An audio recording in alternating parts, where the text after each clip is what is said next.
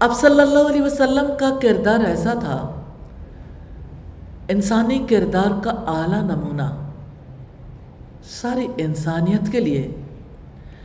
واقعات بتاتے ہیں کہ محمد رسول اللہ صلی اللہ علیہ وسلم کی زندگی انسانی کردار کا اعلیٰ نمونہ تھی۔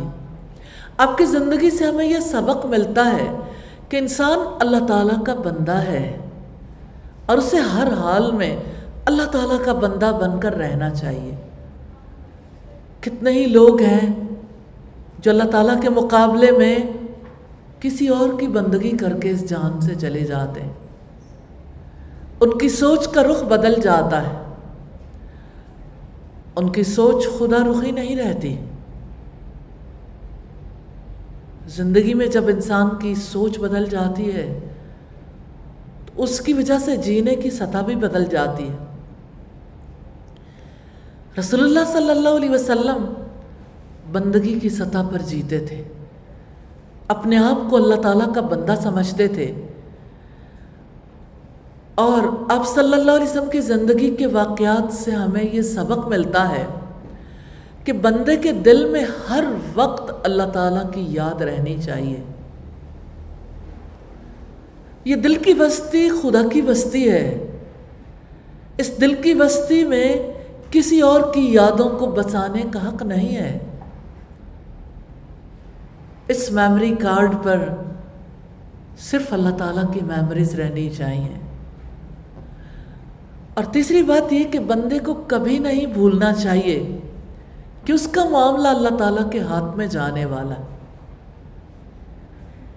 ہاں، انسانوں کے جینے کی سطح تب بدل جاتی ہے جب وہ یہ سمجھ لیتے ہیں کہ میری زندگی کے معاملات فلاں شخص کے ہاتھ میں ہیں، میری زندگی کے معاملات فلاں پاور کے ہاتھ میں ہیں۔ آپ قوموں کی زندگی میں دیکھیے، قومیں کیوں سرنگوں ہو جاتی ہیں؟ کیونکہ قوموں کے بڑے یہ سمجھتے ہیں کہ فلاں سپر پاور ہے اور ہمیں اسی کے سامنے گھٹنے ٹیکنے ہیں۔ محمد رسول اللہ صلی اللہ علیہ وسلم نے ہمیں یہ بتایا ایک ہی سپر پاور ہے اور وہ اللہ تعالیٰ کی ذات ہے۔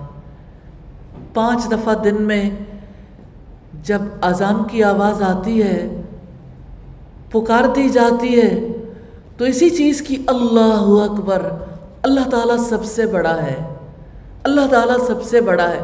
آپ نماز پڑھتے ہیں، سب سے پہلے اس کا اعتراف کرتے ہیں اللہ اکبر، اللہ تعالیٰ سب سے بڑا ہے۔ جانور کو ذبح کرنا چاہتے ہیں، بسم اللہ اللہ اکبر، اللہ تعالیٰ کے نام سے، اللہ تعالیٰ سب سے بڑا ہے۔ جانتے ہیں آپ دنیا میں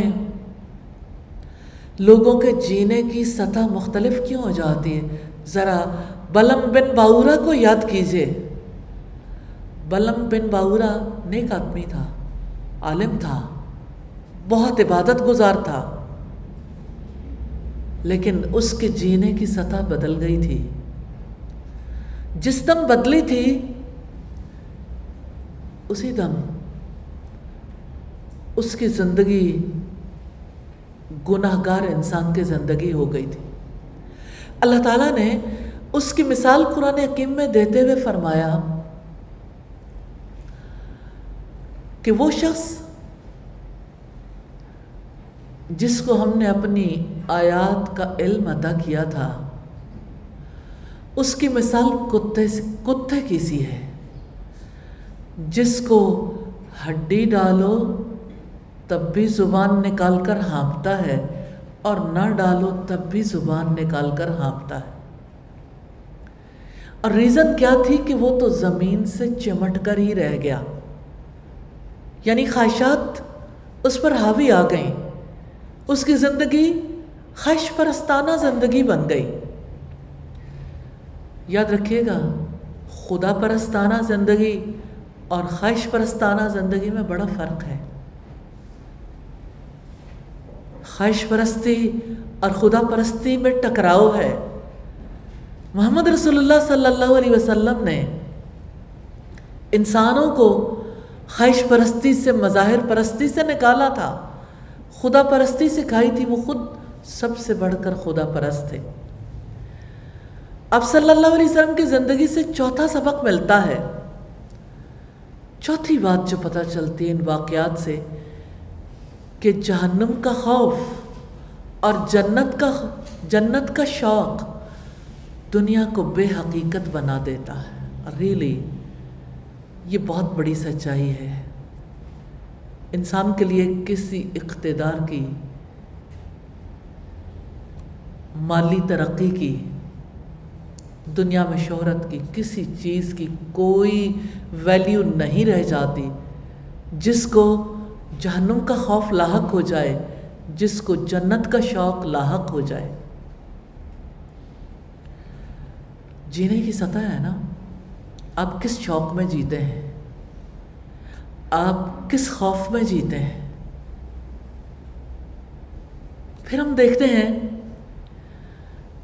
یہ پانچویں بڑی بات ہے جو ان واقعات سے ہمیں پتہ چلتی ہے، اور میں چاہوں گی کہ آپ میرے ساتھ شیئر بھی کریں جو آپ نے لرن کیا۔ اور پانچویں بڑی بات یہ کہ اللہ تعالیٰ سب سے بڑا ہے، پہلی بات بھی آخری بات بھی۔ اس کی بڑائی ذہن کو بگڑنے سے بچاتی ہے۔ ریئلی انسانوں کا ذہن سب سے پہلے خراب ہوتا ہے۔ جب ذہن بگڑتا ہے نا تو جینے کی سطح بدل جاتی ہے، جیسے بلم بن باورا کی سطح بدلی تھی۔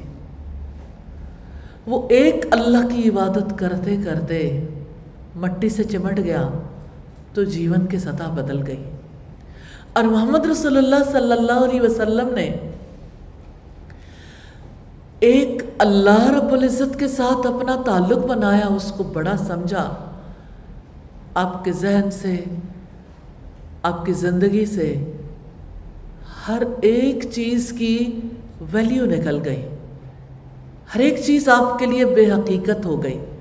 اس کا یہ مطلب نہیں ہے کہ آپ اپنے رشتوں کو بے حقیقت سمجھتے تھے، ویلیو دیتے تھے ان کے لیے، آپ